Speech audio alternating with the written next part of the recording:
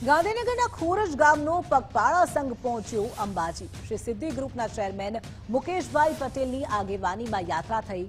ખોરજ પગપાળા સંઘે 39મી ઐતિહાસિક પદયાત્રા કરી। માં અંબાના ચરણોમાં સંઘના તમામ સભ્યોએ શીશ ઝુકાવ્યું। પરંપરા પ્રમાણે અંબાજી મંદિર ખાતે ધજા ચડાવવામાં આવી। દર વર્ષે ખોરજ ગામનો આ સંઘ પગપાળા અંબાજી પહોંચે છે।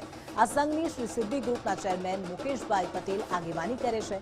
આ પગપાળા સંઘમાં ખોરજ ગામના શ્રદ્ધાળુઓ જોડાય છે। અંબાજી માના દર્શન કરીને ધજા ચડાવવાની પરંપરા પૂરી કરે છે।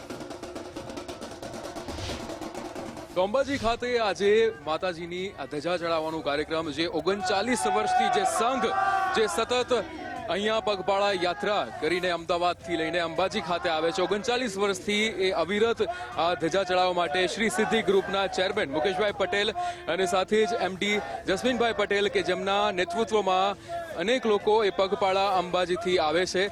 અંબાજીથી ભગવાનની માતાજીની આ ધજા ચડાવવા માટે અહીંયા આવતા હોય છે અંબાજી ખાતે।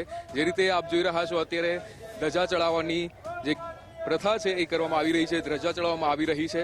39 વર્ષથી સતત આ કામગીરી કરવામાં આવે છે। આ ધજા ચડાવવાનો જે રિવાજ છે એ 39 વર્ષથી અવિરતપણે માતાજીની જ્યારે શક્તિ, ભક્તિ અને સાથે જ આસ્થા હોય ત્યારે 39 વર્ષથી અવિરત આ ખોરજ ગામનો આજે ઐતિહાસિક પગપાળા સંઘ જે છે એ આજે અંબાજી ખાતે ધજા ચડાવવાની આ જે એમની રીત છે, એમની જે રિવાજ છે 39 વર્ષથી અવિરત એ કરતા આવે છે। શ્રી સિદ્ધિ ગ્રુપના ચેરમેન મુકેશભાઈ પટેલની આગેવાનીમાં, એમડી જસ્મીનભાઈ પટેલની આગેવાનીમાં 39 વર્ષથી અવિરત પગપાળા સંઘ કે જે અંબાજી પહોંચીને ધજા ચડાવતો હોય છે અને પગપાળા આવીને અંબાજી માતાની આ રીતે આરાધના કરતો હોય છે। કેમેરામેન વિકી સાથે વિક્રમ, અંબાજી, ગુજરાત ફર્સ્ટ।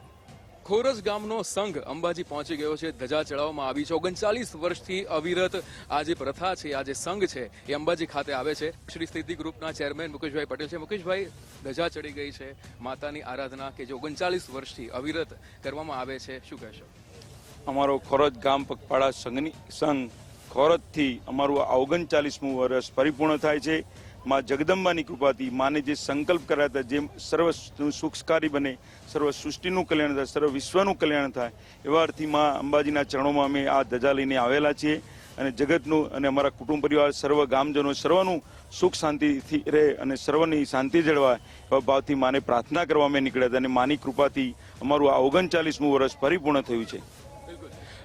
જે રીતે પગપાળા સંઘમાં કેટલા લોકો આવતા હોય છે એના વિશે પણ? ટોટલી સંઘની અંદર તો અમારા 700 થી 800 માણસ આવતા હતા। અત્યારે તો ખૂબ ઓછી સંખ્યા થઈ છે, પણ ટોટલી ભાદરવે પૂનમિયા મેળાની અંદર દસમથી માંડીને ઠેઠ પૂનમ સુધીની અંદર લગભગ 40 થી 45 લાખ પબ્લિક યાત્રિકો દર્શન કરે છે।